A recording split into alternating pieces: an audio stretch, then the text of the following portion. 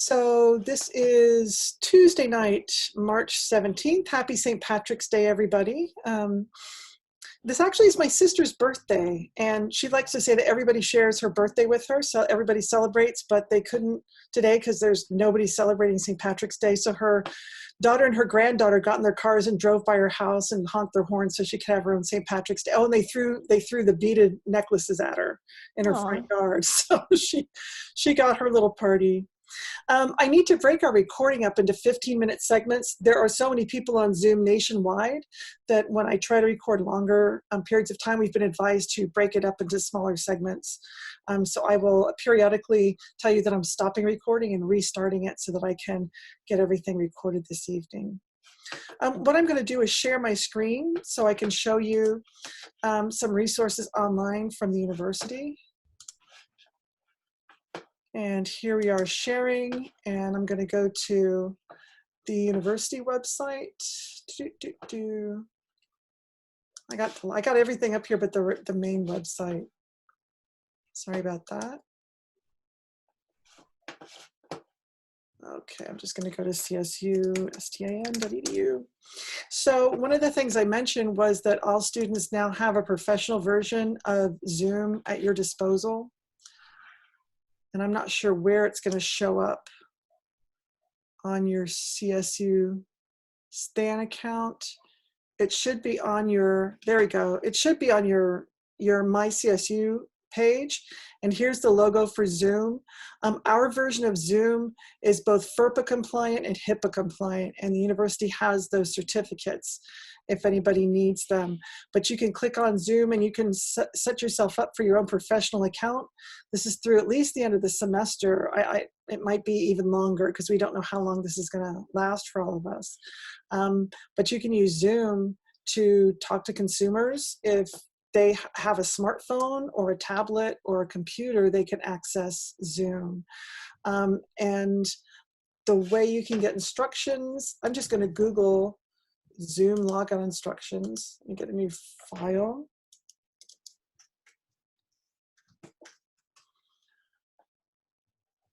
Yep, you can just get on the Zoom support website, signing into Zoom Rooms or Zoom Help Center.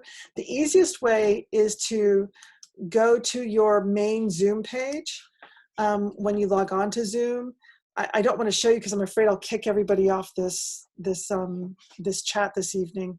But you have a stable page that's your Zoom room, and you can share that link with people. You've got to make sure that you're not getting too many people on at the same time. But you can click on that Zoom room and give people that link or the phone number with the meeting number, just like I have set up in the Moodle page. I can show you that version. Go down here.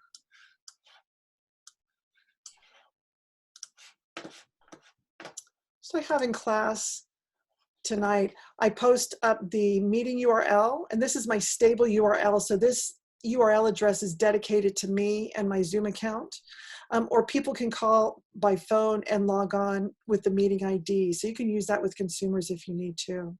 So that's an extra help that the university was able to provide. A couple of other things that are new, because you know this stuff is happening very quickly. The university advised us around 10 o'clock last night that even staff have to work from home. So that the MSW office is not staffed right now. So there's nobody physically in the office. So if you are trying to reach somebody, particularly support staff or Dr. Timberwall or other faculty, we are not in our offices and not able to use our office phone numbers. So do email us. And there was an email that went out to students maybe an hour ago to remind folks that we are no longer in the office, that the physical office is closed until further notice. Has anybody checked their emails in the last hour? Did hybrid students get that email yet? Yeah, we got one from Lucy. Okay, good. Yeah, that would be the email. The other thing that happened today is that the hybrid committee, the committee that administers the hybrid program, made up of Dr. Timberwall, me, Dr. Garcia, Nancy Zamora, and Polly Bithmelander, were the ones that administer the hybrid program.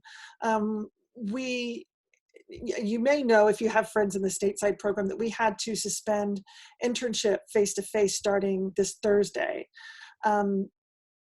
stateside students are in a different place than you are because they are coming to the end of their field year and they had earned enough hours over the course of this year to meet our accreditation requirements. So we're suspending in-person field. People that need to continue to earn hours will need to do so remotely.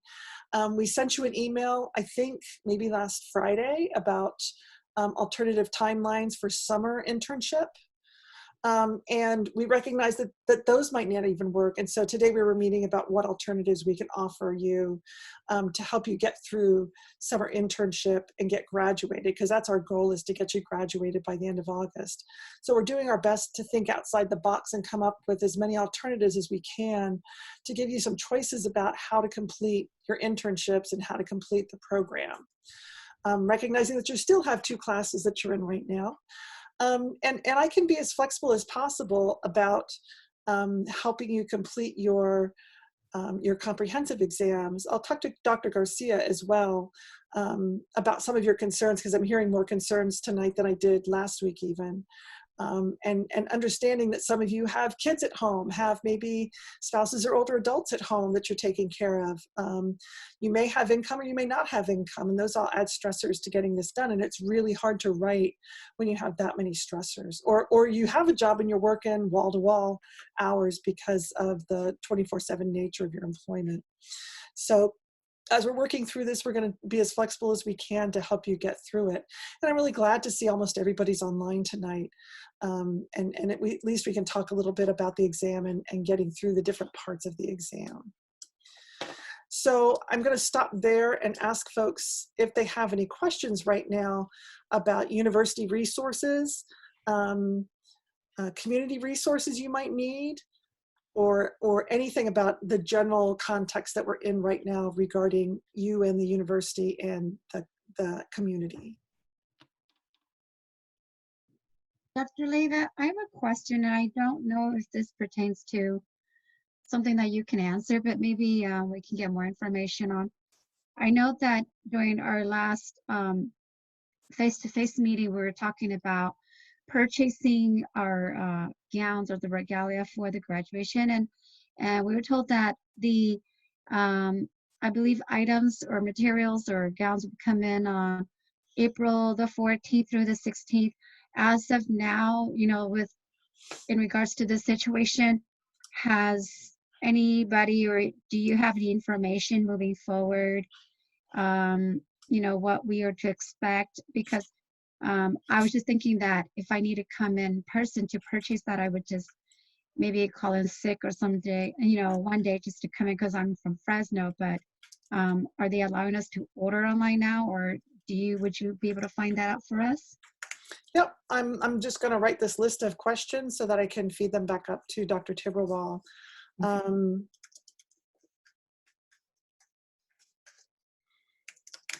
Okay, sure. I will look into that and let you all know. Thank you. What other questions do folks have? I have a question. So I'm sorry, just to clarify about the internships, are they all postponed for right now? No, we haven't made a decision yet because we recognize that folks are in different situations depending on what part of the state you live in. And we are having some agencies call us and say we can't take interns right now.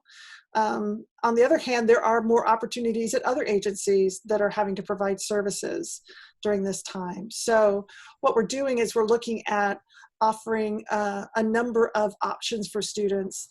For instance, we started off with saying you can start field a week early if you need to, or even 2 weeks early. We had to check with our malpractice insurance, our liability insurance, to make sure that folks would be covered in order to do that, because usually the liability insurance takes effect during the first day of class when we have an internship class anywhere on the university. So we're checking into that. We're looking at some of you, even in this class, might have been already bumped from an internship. I know that Kaiser was the first one to call us and say we can't take interns, period. We have to suspend all internships. So we're working as fast as we can to see where else can we get people placed. We're also developing macro internships because some agencies, even if they can't have interns on site, they need help with contingency planning and emergency planning. And so there might be policy work or macro work that students can do in an internship working from a remote site.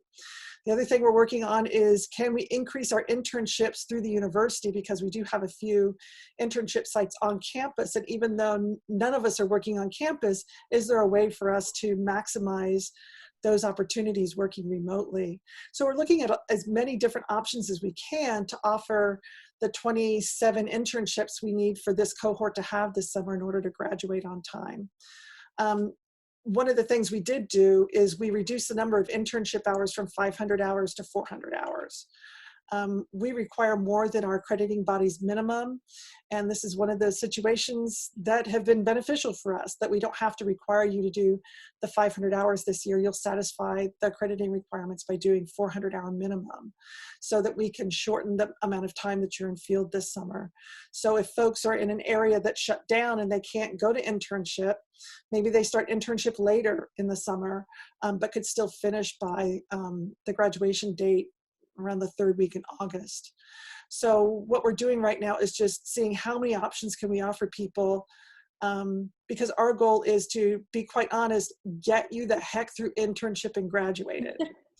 As I know that's probably the goal of everybody here as well.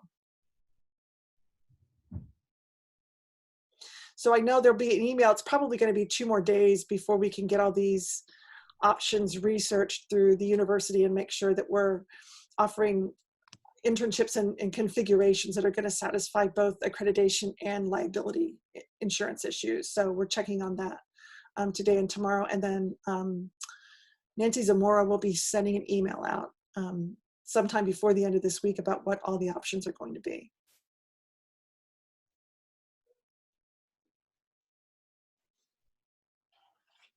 So I don't know if that answered your question. I gave a long answer. Yeah, that was good. Thank you. That was good, right? Yeah, get the heck done. No, that answered all the question. I think that Good. about the options, but I'm glad we're getting another email like outlining what the options are. Yeah. I mean, honestly, as you probably have been in the same position, those of you working in the community, I've been in the position in the last week and a half where I wrote a policy or a revised procedure in the morning, and it was obsolete by the time I could send the email out in the afternoon, and I'm having to revise it then as well. So it's a bit chaotic, but in the department, we're thinking ahead and thinking outside the box. And I'm the accreditation specialist for the department, so I'm the one that stays in touch with our accrediting body to make sure that we're staying within the accreditation parameters so that you have a valid licensable degree when you graduate. Okay. Other questions before we move on to HBSE, writing HBSE questions? Okay. I'm going to go back to Zoom for a second. I'm going to stop sharing. Actually, I can do this here. I'm going to stop the video and restart.